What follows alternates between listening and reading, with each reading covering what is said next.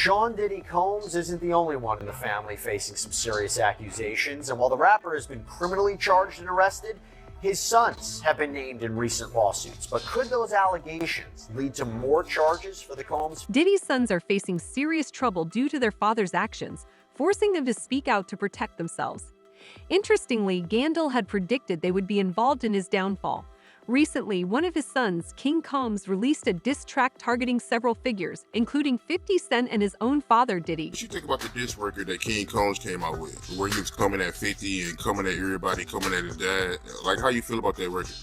Well, first, I want to say to this young man, before somebody take his head off, because see, that's that new school bull crap that these kids out here, they easy to fly out their mouth with that.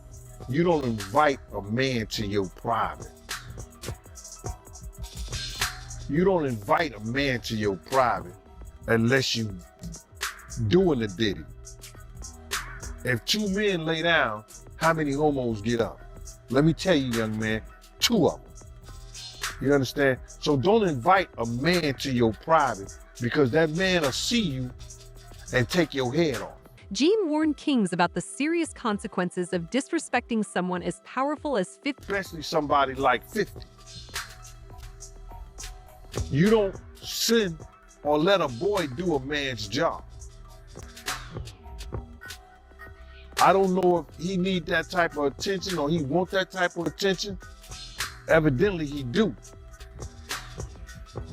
But 50 is the wrong dude that you want to do that type of attention, get that kind of attention from, bro. And the infamous words of Waka Flocka, that go hard in the paint. And I don't believe that this cat would even put out some trash like that and really didn't know what he was doing. He's teasing the federal government. And I told y'all, the Southern District of New York do not play. So King Kong just put another battery in their back. And you see after he did that, something get leaked to the press. Do you notice that, right? Soon as he did that dumb talking about, well, we did this and we did that. We had this over here, y'all went to the wrong house. Some went to, well, we gonna show you how wrong we are. Yo, CNN, run this. Action, roll them. Don't play with the feds, bro. Because you got to realize this. They got a lot of time. All they got is time. Gene cautioned King Combs that taking shots at someone with 50 Cent's reputation was risky. He warned that such reckless behavior could have serious consequences. Additionally, Gene suggested King's actions might have triggered media leaks, including rumors of a potential federal raid on a property owned by Diddy. I feel like he played a part in that video coming up. You know, him making a comment saying that, you know, they forgot to raid the house next door that his dad owned. Yeah, man, he was walling out. Yeah, I think he was just bullshit. I don't believe he bought the house next door. Because let me just tell you something. If anything or any name that had to do with Bad Boy, the federal government gonna run that. They know all the properties Diddy have. They wasn't even talking about the raid that they did in New York, but they did a raid in New York too. Yeah, I ain't hear about that raid. I only heard about the, you know, the LA and Miami raid. But you feel like the feds, they released that video over King Kong's comments. My man, I've worked in law enforcement for 27 years, and I had the opportunity to see HIDA. It's a place, whereas they have the state, the feds, the NYPD, the Department of Corrections, and the state police. Yo, this place could be half of a basketball court. That's where they just got lines of computers with officers of all different people and officers just on the internet. Whoever's over that case, whoever's working that case, don't you know they saw that and took it to their boss?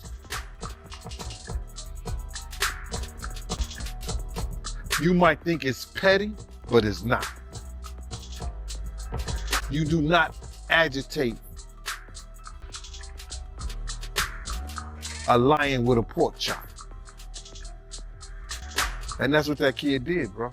The video captures Diddy aggressively confronting Cassie shortly after arriving at federal court in Manhattan. His eldest son, Christian King Combs, along with 7 men, went to the 5th floor arraignment room requesting copies of the music mogul's indictment. Unsealed at 10:00 a.m. on Tuesday, September 17, the indictment includes 3 serious charges: racketeering conspiracy, sex trafficking by force, fraud, or coercion, and transportation for prostitution, marking a significant legal battle for Diddy. Good morning, everyone. My name is Damian Williams, and I'm the U.S. Attorney here in the Southern District of New York. Today, I'm announcing the unsealing of a 3-count indictment, charging Sean Combs with racketeering conspiracy, interstate transportation for prostitution. The indictment alleges that between at least 2008 and the present, Combs abused, threatened, and coerced victims to fulfill his sexual desires, protect his reputation, and conceal his conduct.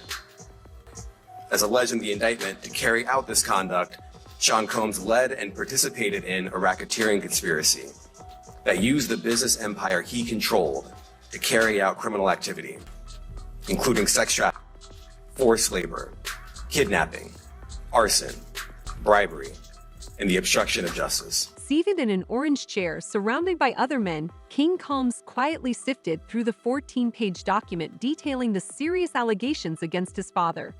The group sat in silence, each reviewing their own copy of the indictment, which accuses Diddy of coercing women into participating in highly orchestrated events known as freak-offs.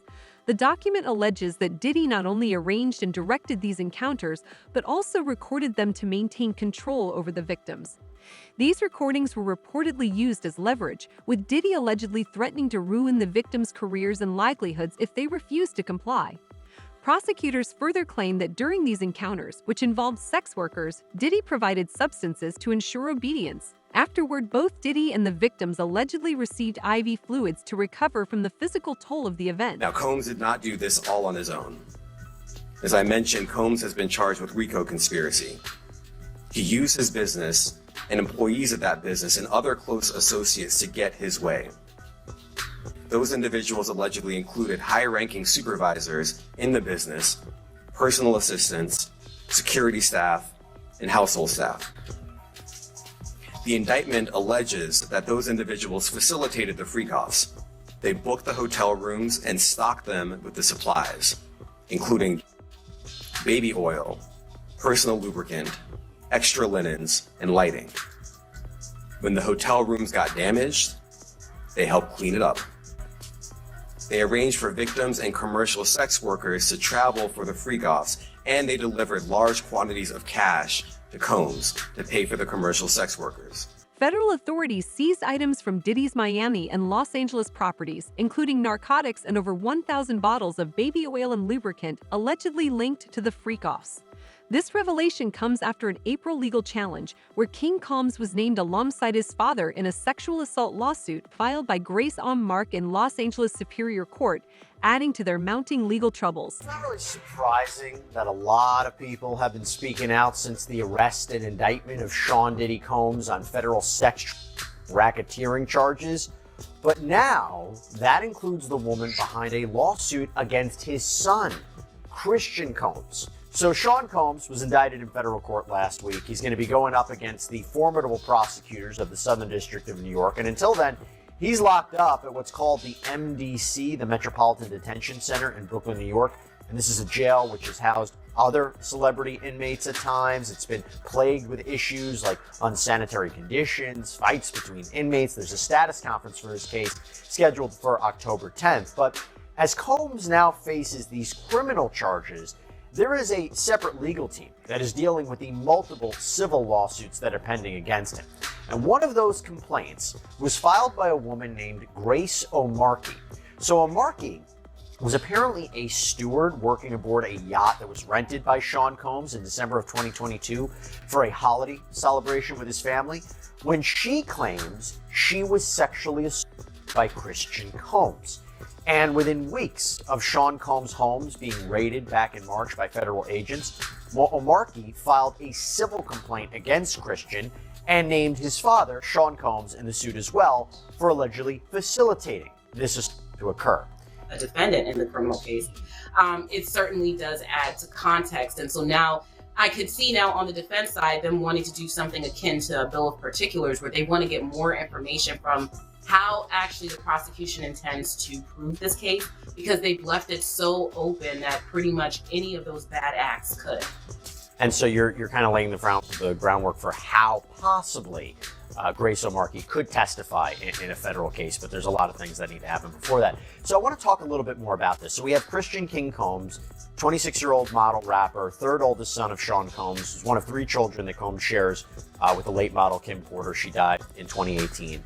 And we go back to the raids that happened in Los Angeles and Miami back in March.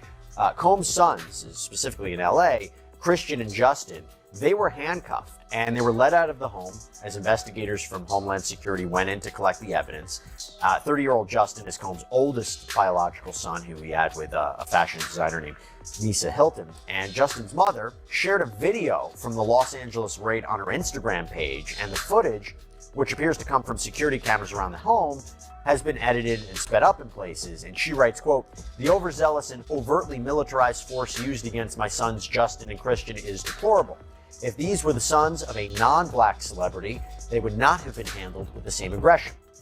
Christian, by the way, celebrated his birthday 1 week after the raids, posting photos of his lavish celebrations on his Instagram story.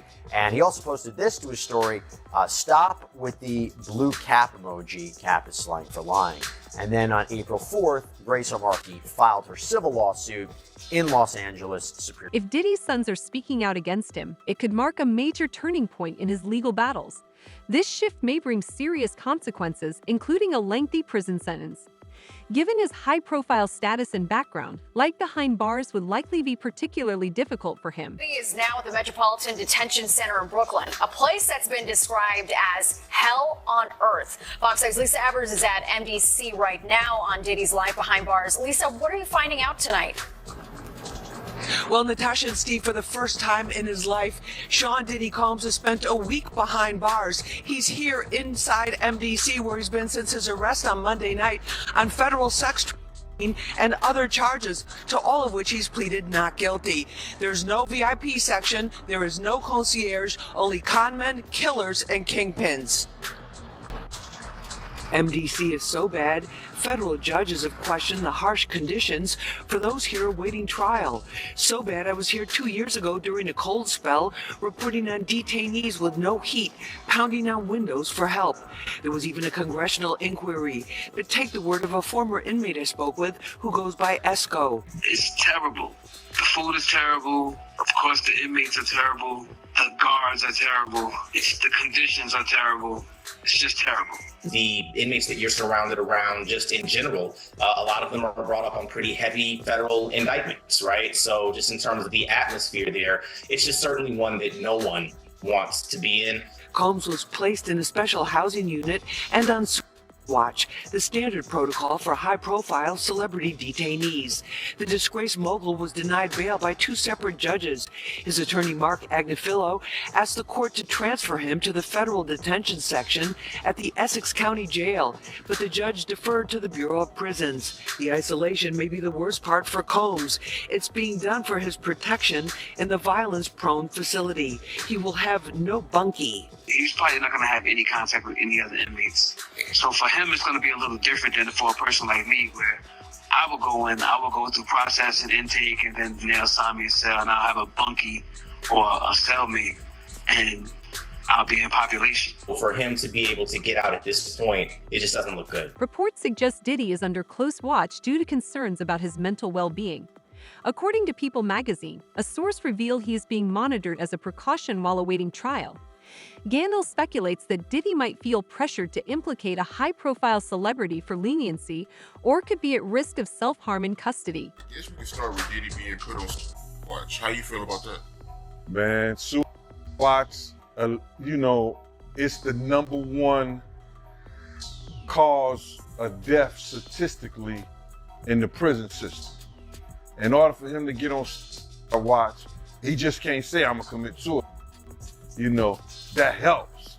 But he has to go through he has to have a psych evaluation. He has to, the correction officer, they had to monitor him and see what he has, you know, we've been doing. Has he been crying all night? You know, those are some of the criteria. You know, saying that you go commit suicide, crying all night, doing some kind of self-mutilation, or trying to harm yourself, because everybody think because you were on suicide watch, you're in a good situation.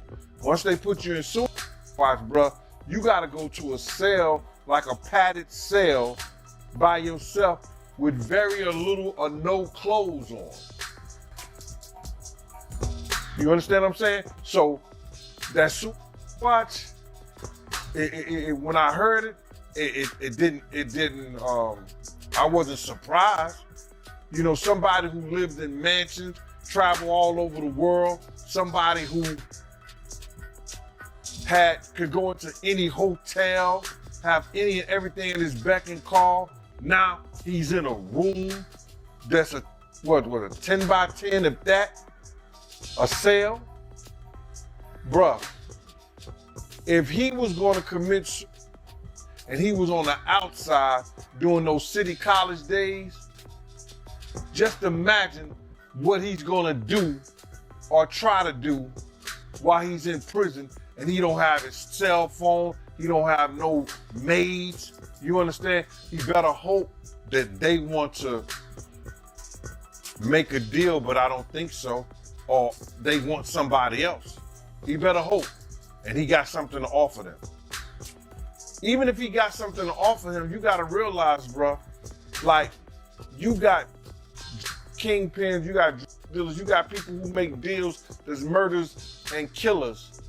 They make a deal and they still get 25, 30 years in the feds. He's about 55 years old. If he do 15 years, that's 70 years. When he come out, he's 70 years old. He may not want to live like that. And then what he coming out to at 70 years old? He'll still have probably a little money to do something, but not to do nothing. So that's what he's looking at, bro. Interestingly, a 1999 interview has resurfaced where Diddy made a chilling prediction about his future. In a segment from Entertainment Tonight, he was asked about his iconic white party ticket, symbolizing his lavish lifestyle and influence. Parties are the hottest ticket around. They won't even give me a permit for the parties, man. They don't want me to throw the parties no more. But we ain't gonna stop. We gonna keep on having fun, bringing people together from all walks of life. You gonna hear about my parties, they're gonna be shutting them down. They're gonna probably be arresting me, doing all types of crazy things just because we wanna have a good time. You know, whenever you bring up a different element into people's environment, things that broaden people's horizon, people get intimidated. There's a lot of people out there that feel intimidated by it. It ain't nothing but break it down racial barriers, break it down generation barriers. People from all walks of life. Ron Perlman talking to Jay-Z, Jay-Z talking to, you know what I'm saying? It just goes on and on. You know, it's just like people from all walks of life connecting and getting together. Yeah. Your parties are the hottest ticket in town. People dying to get into your party. How does that make you feel? I mean, it's cool. You know, it doesn't make me feel any way special. It doesn't make me feel like a bigger person. It just makes me feel like I know how to go. Another resurfaced interview from 2002 features Diddy discussing the essential elements for hosting an unforgettable party. According to Jaguar Wright, Justin Bieber could potentially hold crucial information against Diddy, especially if her claims prove true. Wright also suggests Usher could become involved. Diddy's connection to Bieber, who he mentored, might link him to the growing legal situations surrounding him, as Diddy subtly hints of the involvement of others. I'm tired of Usher. I wish somebody would come out and just like sue him. Like, we need Usher. No, we do. We need a victim to come out and be honest about him. Because what I'm realizing is that he's gonna fake the funk into the victim. And he's just gonna keep on sucking the devil's. And I don't know, like with a baby, that pacifier, sometimes you gotta pull it out. You know what I'm saying? And take it away. Right? When the baby's used to sucking on the pacifier. That motherfucker gonna keep sucking on that shit until you do what? Till you take it out the mouth. Now it's gonna scream and holler, but eventually it will get used to the fact that his mouth is no longer full with that object. And that it's time to just, learn how to live without it. He been sucking on Diddy's dick a long time. It's time for him to learn how to make this thing happen without the devil's dick in his mouth or ass. You don't think if he sued, he'll just Lil Woody the situation? And I don't recall. I don't recall. No, because I think if a victim comes out against Usher, it'll show how egregious this is. Because if he can be a predator, then anybody can be a predator. Can't smile on your face the whole time. You feel what I'm saying? Like, people look at Usher, they don't see that. They're not seeing the victim. They're not seeing that boy that got rushed to the hospital. They're not seeing what the intentions was in his heart when he took Justin Bieber there. Let's be honest. He took Justin Bieber there. Diddy had been trying to get to Bieber for a minute. And his management was backing him off. But it wasn't until Usher took over management and had guardianship and gave temporary guardianship to the diddler for 48 hours. Jaguar Wright has accused Diddy of selling a controversial freak-off party video for $500 million on the dark web. Considering that is selling his own God evidence that would put him in jail against him on the dark net to the highest bidder. Why would he sell evidence of his debauchery and savagery? Why would he sell on the dark net his tapes of just terrible? Wanna know why? Because he doesn't intend to stand trial. Is he protecting people, or are people protecting him? Oh no, he's selling it because he needs the cash. The last freak off tape that just got sold on the dark net, which I know because I monitor, went for $500 million. Despite the seriousness of these accusations, celebrities like Justin Bieber, Rihanna, Nicki Minaj, and Drake have not been directly linked to the events. However, it's alleged that the tapes in prosecutors' possession may contain footage featuring these stars, adding further intrigue and speculation to the case. They also executed a warrant for Combs' electronic devices. During those searches, agents seized evidence of the crimes charged in this indictment. They seized firearms and ammunition, including 3 defaced AR-15s and a large capacity drum magazine. They also seized evidence of the freak-offs, electronic devices that contained images and videos of the freak-offs with multiple victims. And they seized cases and cases of the kinds of personal lubricant and baby oil that Combs' staff allegedly used to stock hotel rooms for the freak-offs, more than 1,000 bottles altogether. Here are some of the items that we recovered during the searches.